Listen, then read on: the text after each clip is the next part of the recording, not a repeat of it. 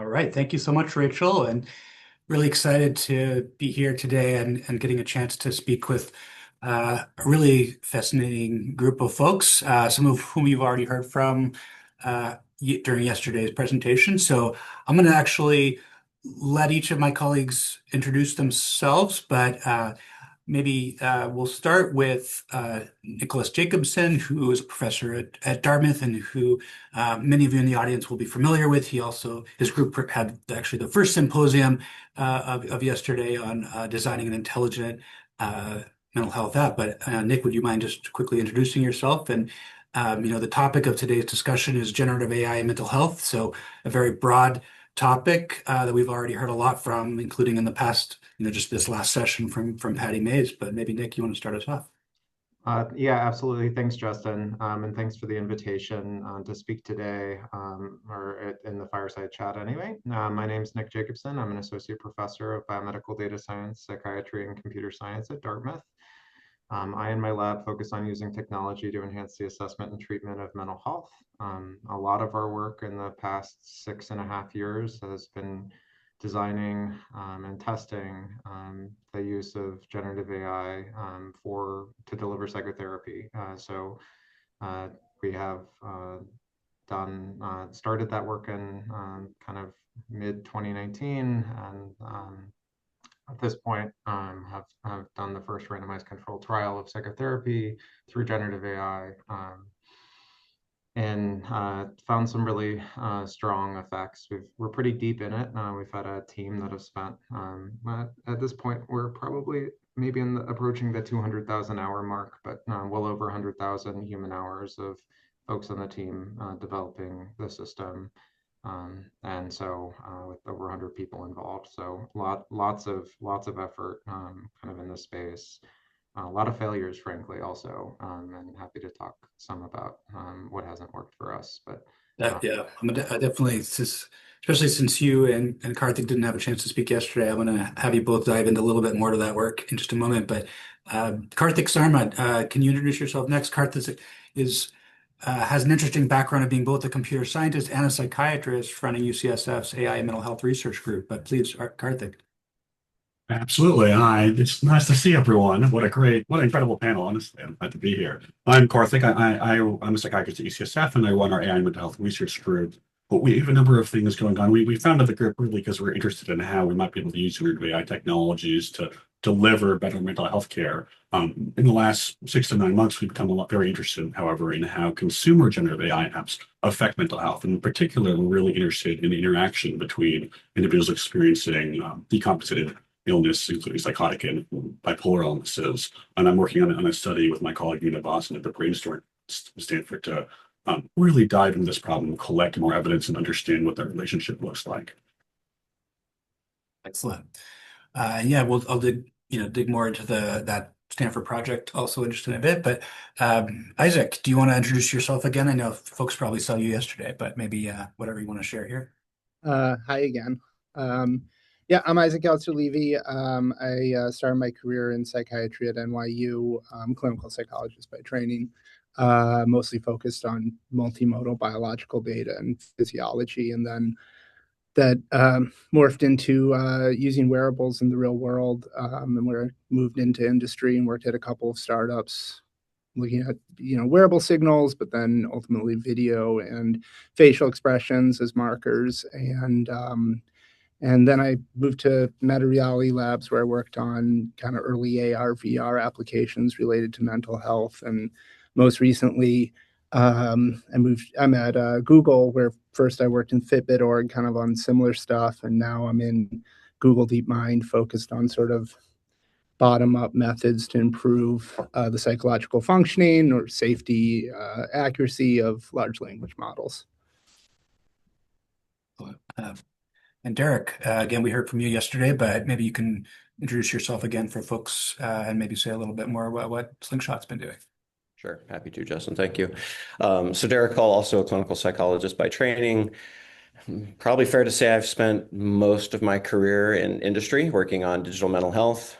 People ask me why. The answer is because that's where the data has been. And if you want to work on large data sets, industry is a great place to do that. Cut most of my teeth working on message-based care, looking at the impact that it has on folks, not just in terms of accessibility, but also clinical impact and improvement and how that relates to traditional forms of care. And then in the last, I don't know, 18 months or so, I've been involved with a company called SlingShot AI that's working on building a foundation model for psychology. As we saw in Patty's presentation, generic models maybe not be very well suited to promoting mental health. But if you build a new foundation model with clinically relevant data, of which we have about 1 million hours or so, the effects are quite different. So I thought what we would, try and do today is, we have about 50, 45 minutes or so to have a pretty wide-ranging conversation on this topic, which I know is really at the center of a lot of folks' attention, given the inflection point we're seeing in, consumer-facing generative AI tools. But maybe I thought we could start by, I'm curious to hear what each of you sees really as the biggest opportunity for bringing generative AI into mental health. And I'll start, we can think about what the scope of this is, but obviously, a lot of the focus has been on client-facing or patient-facing uses of AI or generative AI. But we also heard yesterday, I think in Isaac's presentation and others around, more clinician-facing use of generative AI, whether it's analysis of, video for tremor detection, or if it's generation of notes and things like that. But I'm curious, and maybe we can start with this. Take maybe just the same order for now of, how do you really think about the opportunities, and then obviously we'll move into some of the risks and challenges. But Nick, do you want to start us off of kind of how you see, just generally the scope of opportunities for generative tools like this? Yeah, absolutely. I mean, I think one of the huge opportunities here is if regulators continue to allow it, it will really potentially be regime changing in the availability of care, which has really been hard to access for really all of my lifetime, at least, in ways that most folks that have mental health conditions or dealing with different aspects of their day-to-day life really can't receive care, especially not timely care, unless they have significant resources and are able to pay quite high fees out of pocket in affluent areas. And so I think that's probably the biggest opportunity here. And there's been opportunities related to that in digital mental health in the past about the accessibility of it, but the degree to which you can really mirror the level of personalization and dynamic adaptation to the user is really unprecedented in ways that I think are likely to be very strongly beneficial to the end user.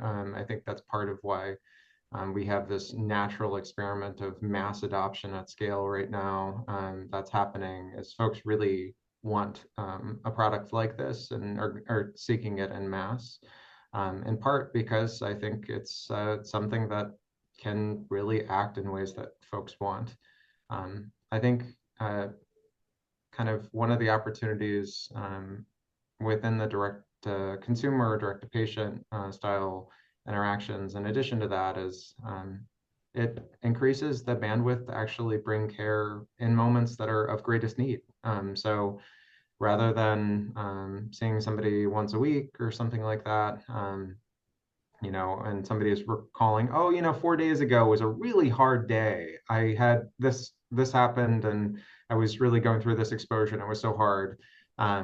It actually can do the exposures with them in the moment. And there is good data that type of in the moment, in vivo exercise can actually improve psychotherapy outcomes. So I think that's really exciting that we're not going to have these huge gaps, seeing folks in less than 1% of their time and in a contrived setting, that we can actually follow them into their life as they're living it and try to provide timely care. I think there's so many other ways that can be used, but there are a lot of folks that I'm sure will cover other use cases. So I'm going to just stop there and pivot to Karthik. Well, and I think, I mean, you're highlighting, obviously, I think the tips tagline, not that we use it too much, is building a more accessible future, right? And I think that's what we're all trying to do. Obviously, we'll get into making sure that, the topic of around whether that access is also high quality and equity and that sort of thing. There's the worry about making something available that's not as good, or that pushes people towards, less good opportunity.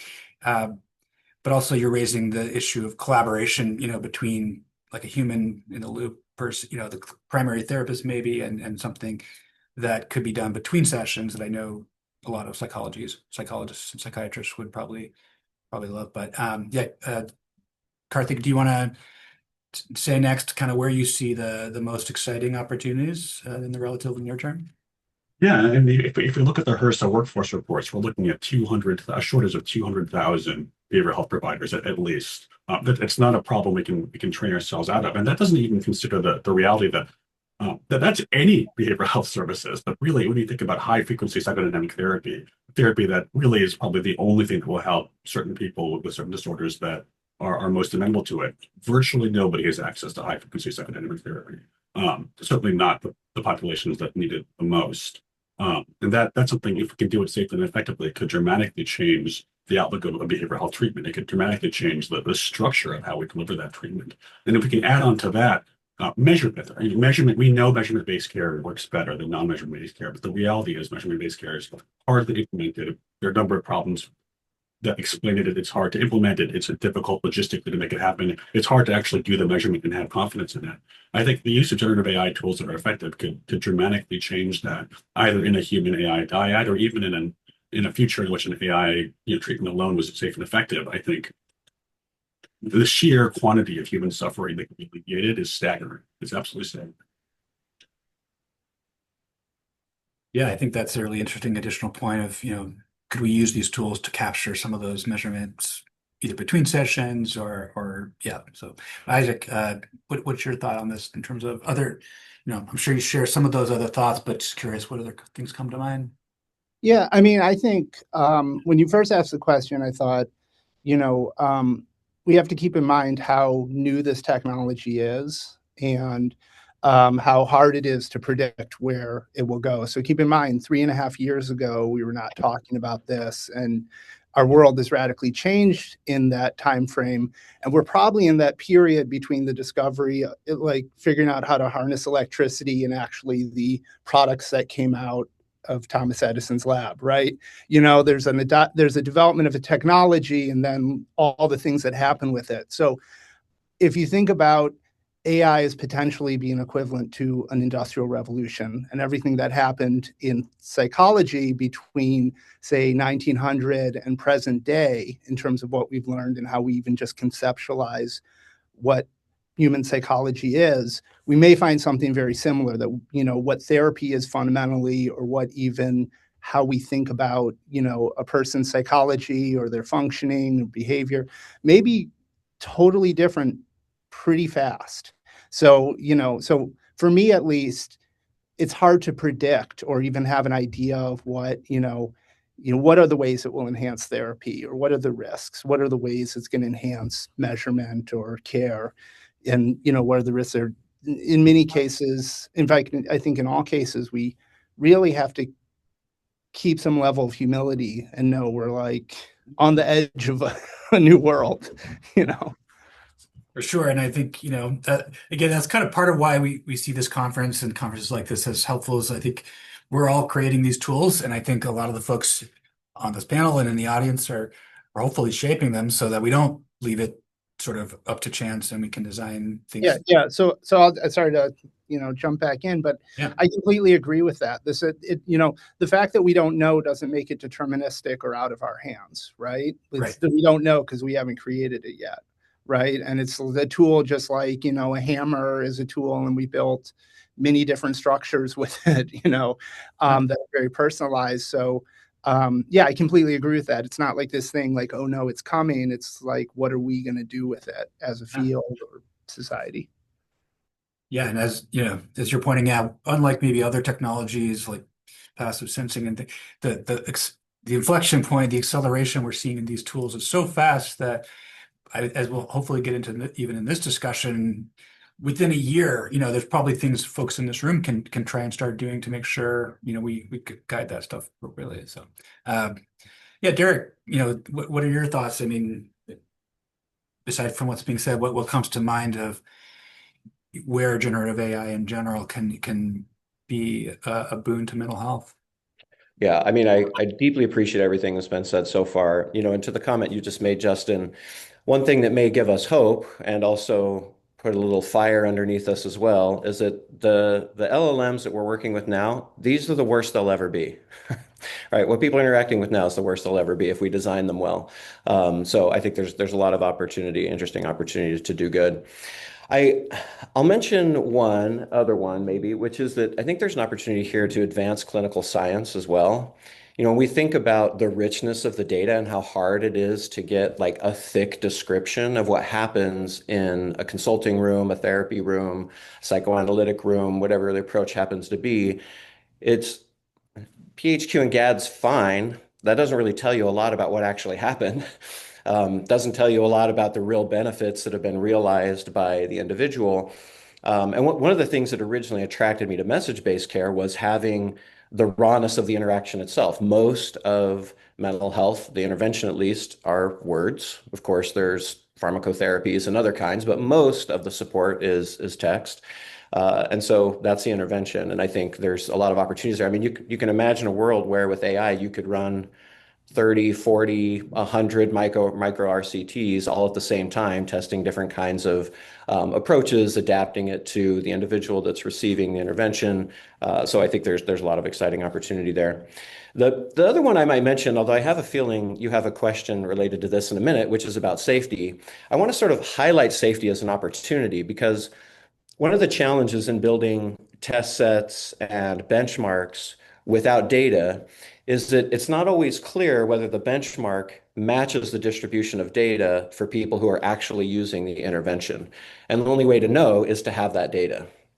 And so there, I think, are also opportunities here with AI to understand how are people using these technologies, and then how can we adapt our safeguards to the actual distribution of data for folks that are using these, which is not to say that we shouldn't monitor in whatever rough form we can and ensure safety from the beginning. But the data of real usage is very valuable for ensuring and promoting safety. Yeah, that's a great point. We'll definitely come back around to this, as we think about like what are the obstacles that will prevent us from maybe hitting some of these opportunities. I guess one reaction, Derrick, to what you mentioned in terms, we hear this a lot, this is the worst the technology will ever be, and that is reassuring in some sense, I guess. But I also would sort of counter with there are counter examples, right? Even something you showed yesterday, Derrick, was how GPT 5.1 actually underperformed 5.0 and some of the harm stuff. So I do think there's, we've also experienced that how, with some consumer facing products, sometimes they take, whoever's making the tools may take away features that you think are helpful. So it's not always the case that at least what reaches the consumer is necessarily going to be the best. But I agree, like the underlying computational abilities will probably not go down, and our ability to design hopefully will get better. But there are, I think, reasonable concerns that the tools themselves could maybe degrade some of what we do as clinicians. I'll also just throw out kind of my own perspective on other opportunities in terms of what hasn't been mentioned yet, which is sort of upskilling providers. I think some of the provider-facing uses of generative AI for not just note summarization, which now we kind of all have built into our EHRs, which is helpful because it improves provider experience. They don't have to sort of spend their weekends writing notes necessarily. But also just, I think there's a lot of cool opportunities around helping providers who are willing to collect data from their own sessions to get feedback and to become better therapists, better providers through generative, sort of supervision, essentially. So maybe we can touch a little bit on that as well. But yeah, and I guess maybe to shift things a little bit more into some of the concerns that you each have, I guess maybe we can start Nick, I'll ask you a question just sort of tied to maybe you can say a little bit more. Well, before I get into the question, maybe you can say a little bit more about the Therabot study. And then I want to come back to this issue. I think, Derrick, this was raised during your keynote yesterday, which is this whole issue of how we choose control conditions for some of these tools. And so maybe Nick, as part of describing the Therabot study, you can say a little bit about your choice of that and how we should take that into context. Sure. Okay. In terms of studies, one of the things that makes generative AI for mental health more similar to scenarios that you would deal with in a human care is to, I think, most of the application areas, at least we've been thinking about, we can address comorbidity. And that's one of the things, that's one of the strengths. You can actually focus on things that are across problems. Because of that, we have designed Therabot to treat just about everything that you would see as an outpatient or in outpatient settings. Because of that, we designed a kind of unusual clinical trial design in that we had kind of several different groups that were kind of spanned depression, anxiety, and folks that were at risk for eating disorders. We frankly considered doing more clinical groups, but stopped there just because we wanted to have something to start with. So we had 210 folks that were recruited across these different clinical areas that were enrolled in a trial that we did. We started last April of 2024. And then essentially did a randomized controlled trial, giving folks that enrolled in the trial. It was a national recruitment online. And then folks enrolled in the trial had access to either Therabot or a waitlist control condition.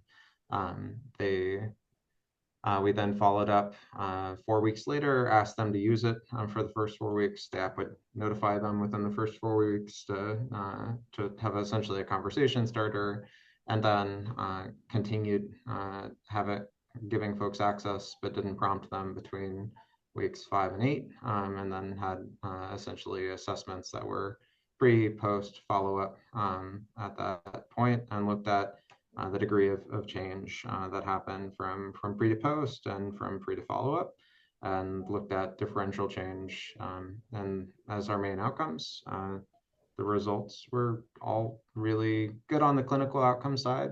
So strong differential reductions in depression, anxiety, and eating disorders symptoms among those groups. We also found really strong alliance with the system and users. You compare the norms. We used it looks pretty identical to what you'd see in outpatient settings between humans and the providers. So folks seem to form a good working alliance with it, which in my mind is being the bedrock of all of psychotherapy is really important. And then we also found really good engagement.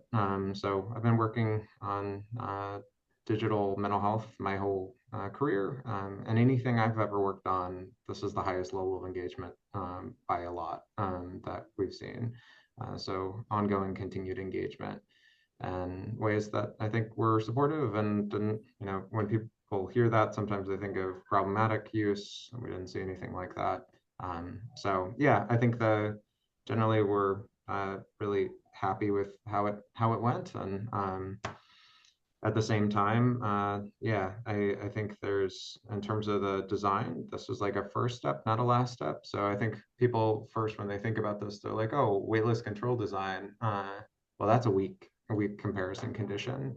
Well, I want to consider the total magnitude of the effect before I start to disentangle it. And so that's the perfect place to start. I don't think it makes sense to start with shams or other things like that, because you want to see what's the total magnitude and then start to disentangle where that effect comes from. So we have plans to do many follow-up studies. We've got 3 more trials ongoing, but many more to follow, of which there'll be a lot of dismantling work that hopefully gets funded. And that'll be, yeah, more trying to figure out exactly what are the components that matter. how this compares to other things. But yeah, generally that's the high level. I will say that I don't expect that this generalizes to other AI products. This is specifically of our system. So the system, was developed for a long time. We spent years focusing solely on safety, for example.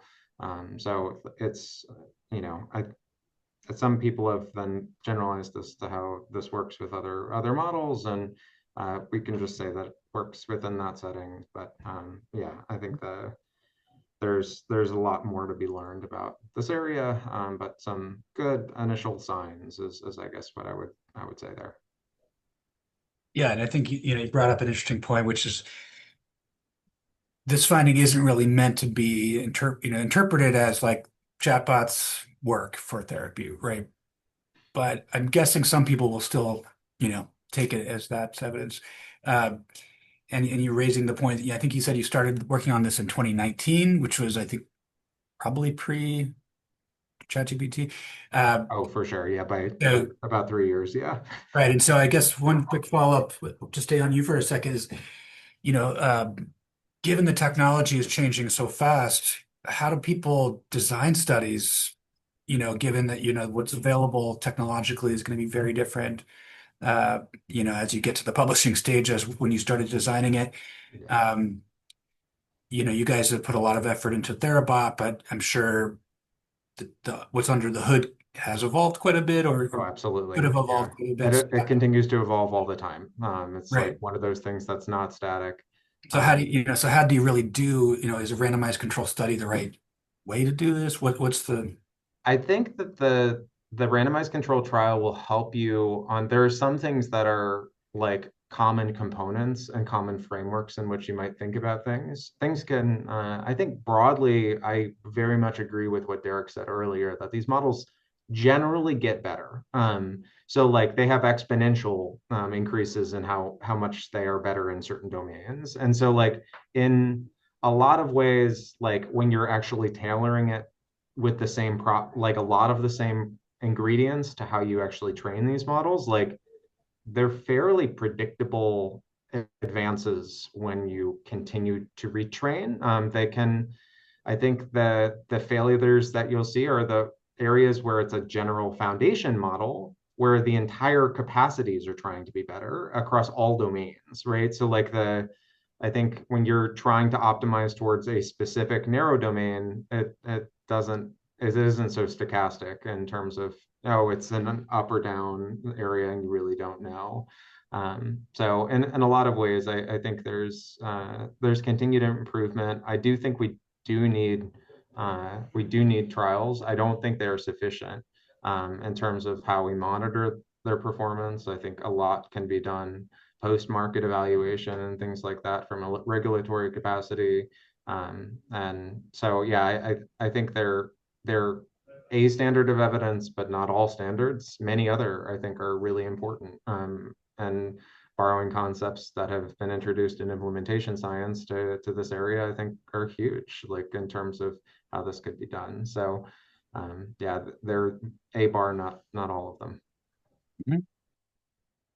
Uh, and maybe Karthik, now's a good opportunity if you can say a little bit more about what the Stanford uh, project is and kind of how you guys are trying to engage mental health experts to kind of help label good, bad, quality. But yeah, maybe say a little bit more about how you guys are approaching that.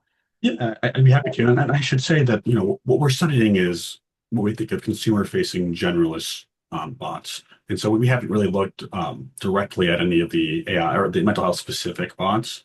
I imagine there's some things that'll be similar and ideally some things that are very different. And I think we're hearing that some things potentially are quite different. We're looking at a couple of things. This question of safety, I should say, is that there's not a good consensus definition of safety, and it is in fact tremendously difficult to define. That it's really magnified in the case of these generalist chatbots, as Nicholas points out, because you want these bots to be able to engage in helping you write fiction, helping you speculate about the future, helping you invent. If you want a bot to be able to do all these things that are conditioned on our ability to go off in a direction that no one else has gone, and you want to be able to do that, By necessity, you have to allow the agents to do things to say things, to agree with things that aren't necessarily true today. If we could all imagine, these bots are very new. If 5 years ago, one of my patients came to me and started talking about a future in which everyone was talking to these chatbots, everyone in the world was talking to these chatbots, and it was making them sick, and they were very nervous, I'd say, wow, what an imaginative idea. And I think if they were experiencing psychosis, I'd worry, oh, what a potentially psychotic delusion. But of course, it's real. It's real today. And so this question of what is safe and what is engaging with someone safely is really, really challenging. Not impossible, I think, but really challenging. We, as a result in our study, so there's two studies that are going on right now. One that's really focused at Stanford with Common Sense Media that recently put out a report on the safety of the use of generalist chatbots for kids who need support for mental health.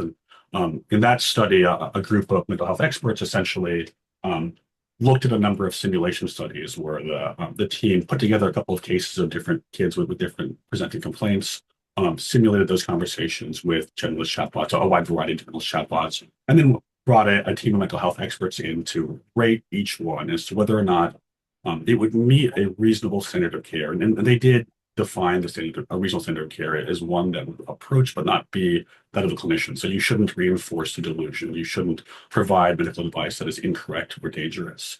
And what they found was virtually all the models tested could not be relied upon to reliably say that something that had general consensus that was a safe thing per se, assuming that duty of care. I mean, which is of course a big assumption. There's no law or regulation that requires a generalist agent to act like a clinician or even near like what a clinician does. Our second study is more hypothesis generating. A lot of the work that's happened in terms of looking at how people use chatbots doesn't really focus on people specifically who have concerns with their mental health. And of course, by necessity, those companies have no idea, what clinically is the situation of any of the people who are using it. And so we're trying to address this problem from the other direction. We're working with our patients in the acute setting, so patients who are experiencing a severe decompensation of mental illness that requires hospitalization. We're asking them after they recover, can we take a look at your chat logs? Would you share them with us? So we can get a better understanding of what are they talking about in those chat logs? How are the agents interacting with them? And both what topics come up and also what does safety look like in that very specific context? And our hope is really to try to uncover early ideas around the question of this association that's very popular in the media about this AI-associated psychosis or mania. We've seen, of course, a lot of news reports. I'm aware of fewer than 5 clinical case reports. And when I say clinical case reports, I mean papers that are written that have a full clinical history and evaluation done by psychiatrists, psychologists, or other behavioral health professional that have been peer-reviewed. And without that kind of evidence, it's really hard to understand what came first. Did the illness come first? Did the interaction with chatbots come first? And fundamentally, there are 3 possibilities, right? One possibility is, well, I'm going to explain it a different way. So I specialize in bipolar disorders, so I know we have a mixed crowd. In bipolar disorders, one of the things that can happen is you can become manic, which is an elevated mood state that can be very dangerous. With my patients, I worked with them to try to understand what an early action plan would be. How can you tell as a patient if you might be becoming manic? And one very common one, interestingly enough, is that people will take more showers. They'll take 10 showers a day, 20 showers a day. The showers aren't making them manic. It's a symptom. It's not a cause, but it's a very specific symptom that they can use to better manage their mental health. It's possible that increasing use of chatbots is that same thing. It's just if you are becoming psychotic, if you're becoming manic, you may want to talk more to the chatbot, and that may simply be a result of that. On the opposite end of that is it could be there are people who were never destined to become psychotic or manic who somehow through the use of chatbot have an induced state of psychosis or mania. There are agents that do this. If you take methamphetamine, you're likely to have an induced state of psychosis or mania that you weren't destined to have otherwise. And so it's imaginable, but we have no scientific evidence. We have no plausible mechanism that's been discussed in the literature that would suggest how using a chatbot could make someone psychotic or manic. But we do have these case reports in the media. And then there's something in the middle, right? There's some question of maybe you were becoming a little bit psychotic, becoming a little bit manic, but somehow through the use of a chatbot that was too sycophantic, that was too encouraging, too validating, your disease got worse, it was accelerated. The worst part of it was deeper than it might have been otherwise. Teasing apart those 3 options is incredibly difficult without a controlled study, but just looking at, well, how are patients who are experiencing these severe conditions interacting with these chatbots, we're hopeful will at least shed early light on how those interactions might work. If I can just jump in, Karthik, I'm very glad you're doing that research. I think today there's very little empirical, in fact, nothing empirically under the, so there's risks, also opportunities, and we know nothing about what and for whom, right? So people are using LLMs for things related, relationship advice, one-off, conversations that are really, social, not trying to get facts. There's people who are decompensating with models. It's very, very hard to know what's helpful, what's an opportunity, what is across the spectrum of mental health, and what are the ways models can really be harmful. So delusions is a good example where, or sycophancy, where you say, okay, this model gets unmoored from reality the way somebody with a delusional disorder does, and then they're, caught up in each other, and things get worse and worse, and you end up in really dangerous places. But, is there a huge opportunity for people with severe mental illness to benefit from having, a point of contact that's 24 hours and available? And I think that the only way to tease that apart is empirically. And, my bias towards longitudinal data, where you can, exactly like you're saying, tease apart those cause effect relationships. Because I can tell you on the model development side, there's sort of like three sets of problems, or three areas of risk. One is fundamentally, what is the data and information the model is trained on? How do we know that it has the right information at a foundational level? The second is we sculpt the model basically through prompting and other things. How is it behaving there? Is it encouraging bad behavior? Is it helpful? And then the user themselves, how do you build that wrapper around those large foundation models to make it behave the way? And all of those are sources of error or opportunities. So I think that kind of longitudinal research in healthy and clinical populations and diverse clinical populations is really what's needed right now. So that's my 2 cents.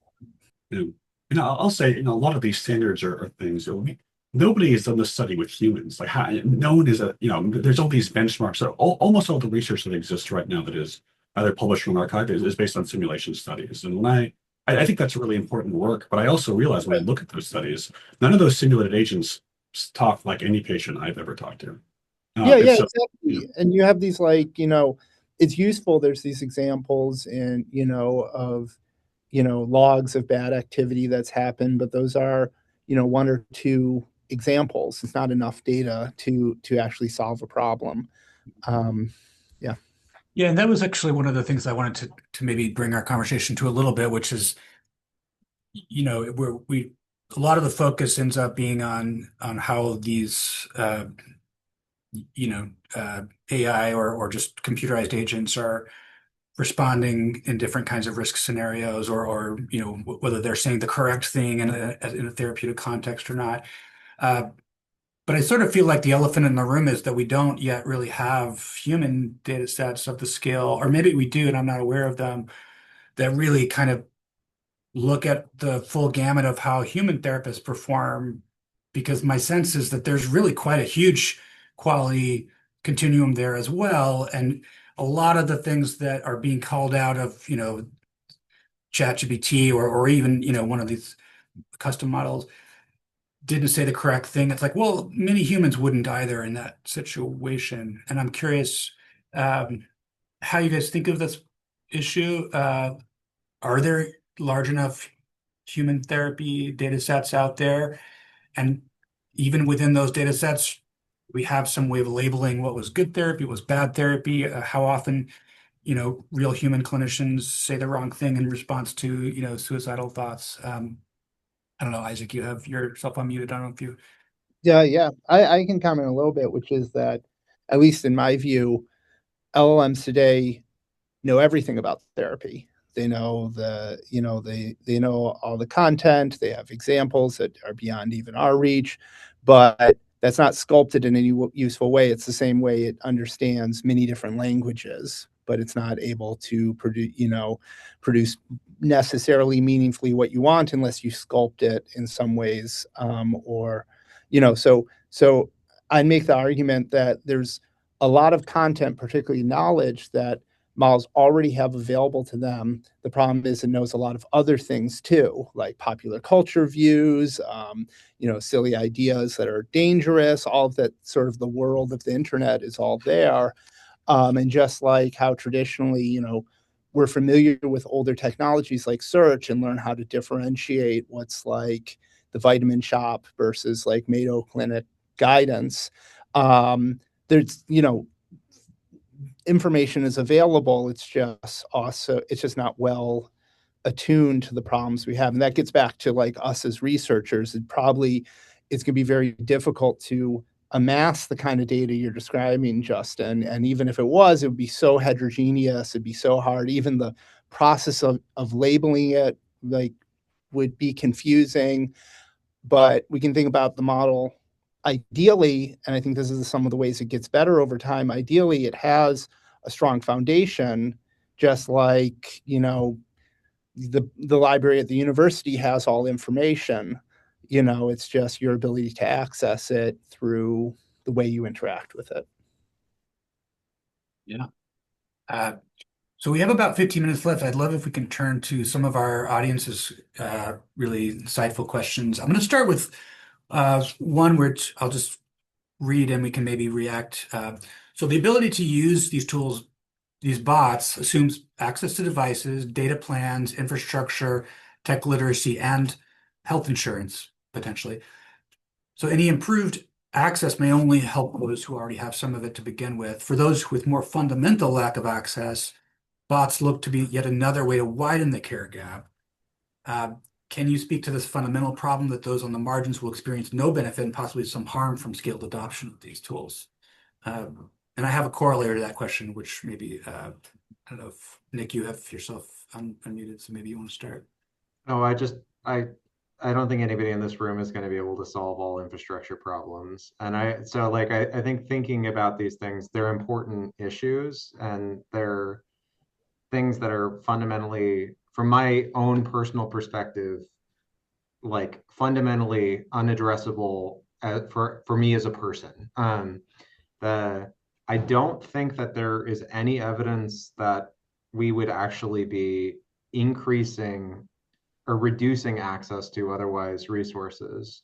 We otherwise provide something that is, let's say in the direct-to-consumer market, if you actually do address some of the need, I can't imagine a scenario like this, even with it being as wildly successful as it can. If it reduced the incidence of mental health by 50%, the only impact would be wait list times might go down. It wouldn't be that there isn't care available or things like that. I guess the cost of these things, especially at scale, is actually really pretty amazingly cost effective for what the alternative is for a system that's well designed. So in a lot of ways, I do think that they can improve the accessibility of care in ways that I think are pretty meaningful for society and improving access. In terms of the adoption rate of phones and internet, it's amazing how much saturation there is in society at this point of those things.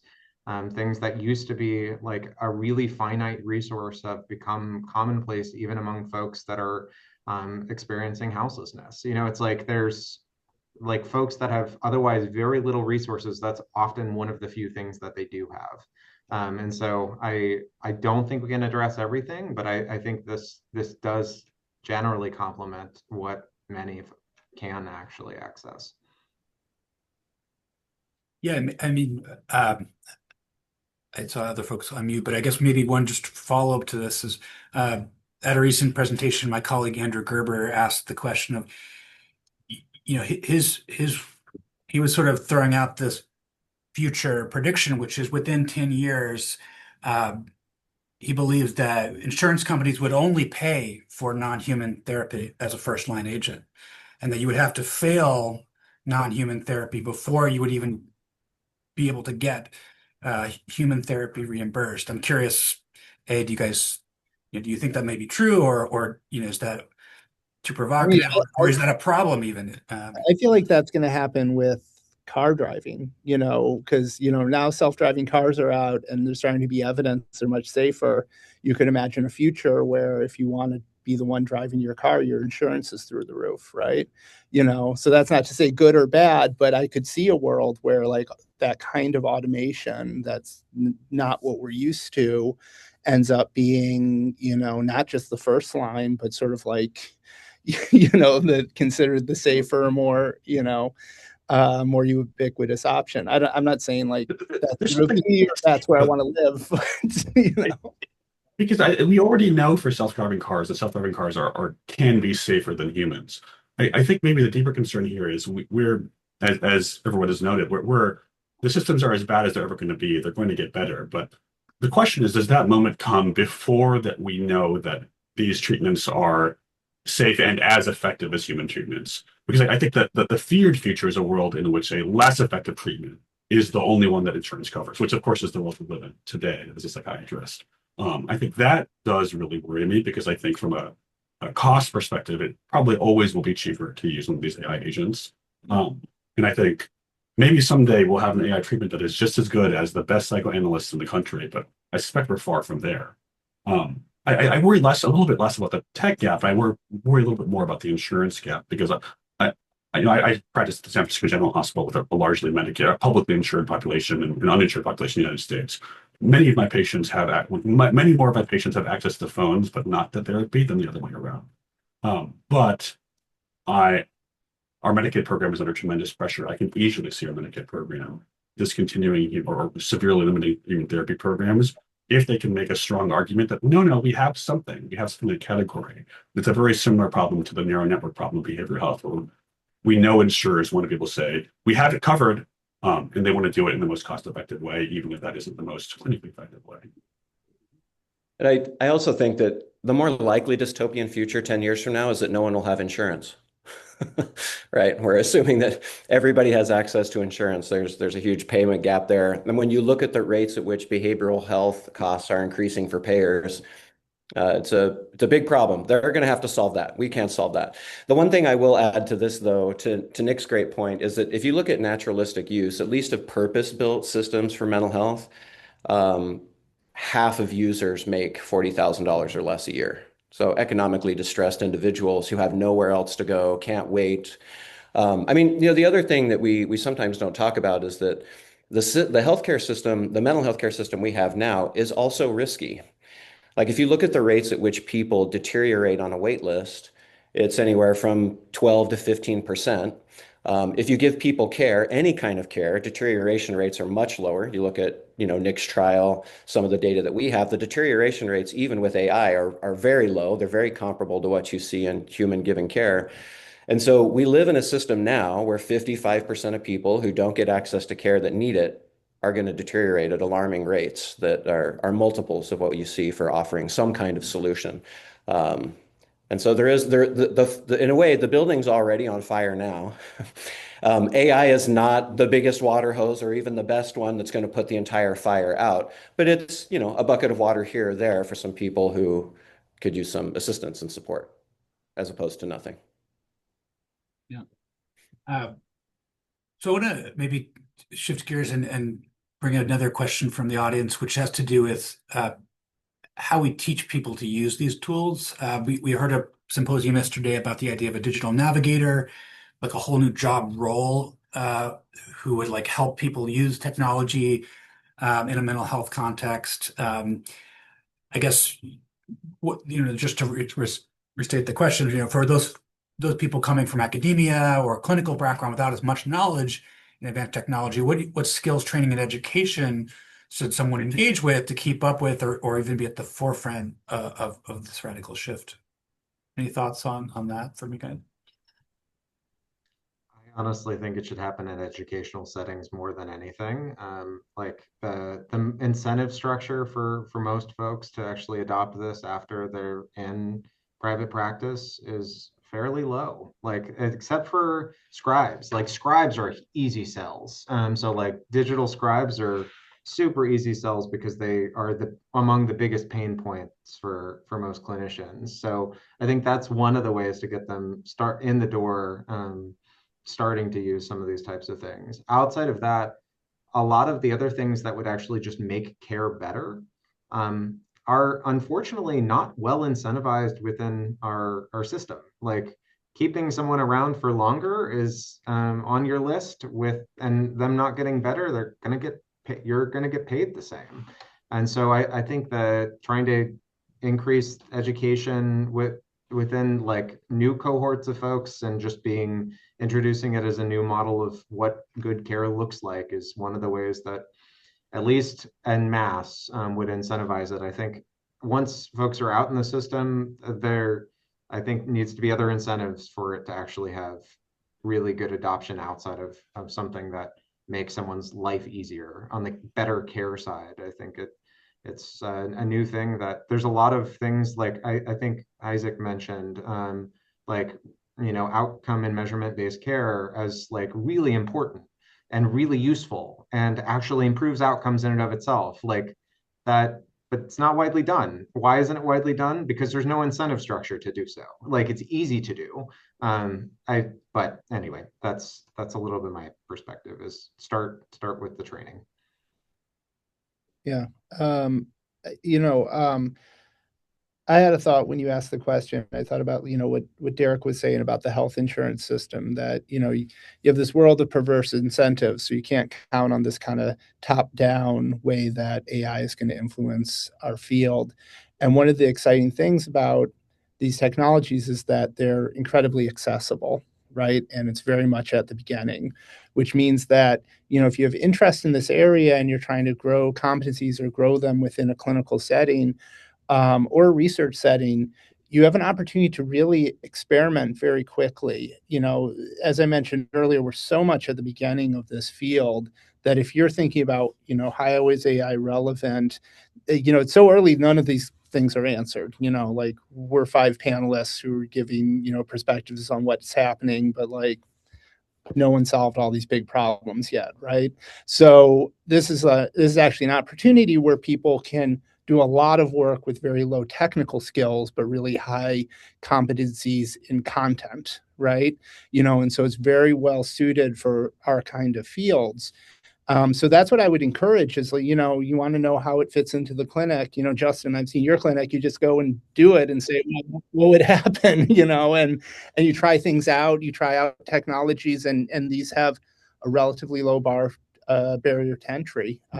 So that would be my recommendation, is kind of take the bull by the horns, or whatever metaphor you want to use. Yeah. So we have about 5 more minutes. One interesting question in the Q&A was that these AI bots for now are being trained on language data. I know Isaac, you had mentioned there's obviously a lot of multimodal stuff coming down the pike, but the question calls out these tools don't have emotions, they can't feel emotions, but given many treatment approaches do put more focus on experiencing and regulating emotions. Not least of which psychodynamic therapy puts a lot of emphasis on things like countertransference, like the therapist feeling emotions and that being a signal to then interpret, in a diagnostic way what the client or patient might be experiencing. What do you see as the relatively near future for how generative AI tools can either like have emotions or have more of a genuine experience of emotions that maybe simulates the therapeutic context or something like that? Derrick, you unmuted him. Maybe start. Yeah, I mean, I'll start with a quip and then I'll try to say something more serious, which is that I think if we give AI emotions, then we'll have the same burnout rates we have with therapists. Like in a way, there could be an advantage to AI that can like sit with, like, as a clinician myself and those others on the call, like it takes something from you to sit with people. And of course, there are rewards there. But when you're working with an individual that's profoundly depressed or other kinds of conditions, it's effort. And there's a hope, I think, that AI may, like we were talking about SMI before, and the idea that a bot could sit with somebody who, of course, who has, say, positive symptoms of schizophrenia or similar disorders that are managed, but negative symptoms often are ignored. They're hard to treat. They take a very chronic course. This is a place where AI might be really well suited to sort of sit with that difficult material and provide support over a long period of time. The other comment that I'll make is, Isaac was talking about there is lots of literature about therapy, and I'd be curious to hear Nick's experience. But we found when we were looking at data that is about therapy doesn't seem to help the model as much as data that, like, there's a difference between knowing that and knowing how. And I think one of the things that we find is that an empathic response from an AI isn't necessarily, I know what you're going through because I've been there. An empathic response from an AI is, if you tell me that someone near to you has passed and you're still struggling, I'm not going to give you a list of 10 things to try. That's an unempathetic response. Instead, I'm going to slowly walk you through the experience. And there's ways in which AI can learn to do that. And so there's sort of like a show versus a tell aspect to this thinking about empathy, where like telling someone you're being empathetic, yeah, it is hard for AI to do that genuinely, but showing someone that you understand that what they're going through is difficult doesn't require the AI to actually feel the difficulty of it, but to learn the pattern of stepping people through at an appropriate tempo. And I think getting that tempo right is one of the bigger challenges here, rather than getting the content right. I guess my strange thought that I will take us down is that AI acts in ways that are so profoundly human that in certain areas that it is really interesting to think about the implications of our assumption of what emotion actually is. And so one of those, for example, that I think is quite interesting and entertaining is if you change the date that the AI believes that the current clock time is in, you can get it to be less productive during winter times or around holidays. And my point here is that it actually is like, that's so commonly part of things that it acts in ways that affect its behavior. In a way that's probably, is very much implicit in the way these models are trained. There are folks at Anthropic that are now really working on AI well-being, which is a strange concept, right? So not how AI can, like, maybe also, but how user interactions may be potentially harming AI, which is a very strange thing. The idea of these things as more entities that are interesting. When we give something intelligence, like we would give another clump of cells intelligence, it becomes something that can feel. I think our assumption that these things don't have emotions are really a lot of are just what we're familiar with in our prior worldview. Whether these things could be actually experiencing emotion, I think is like an interesting question of what we mean by that. In a lot of ways, I think they certainly act in ways. They certainly, you can get them to act in ways, especially with less training and less guardrails, in ways that they can act very much in ways that are behaviors that can be reflective of other things that we would, and humans absolutely attribute to affect and emotions. And I don't know, this gets us into a very weird, I've taken us down a weird rabbit hole, but I guess when I hear that assumption, I do sometimes question exactly what we mean by it.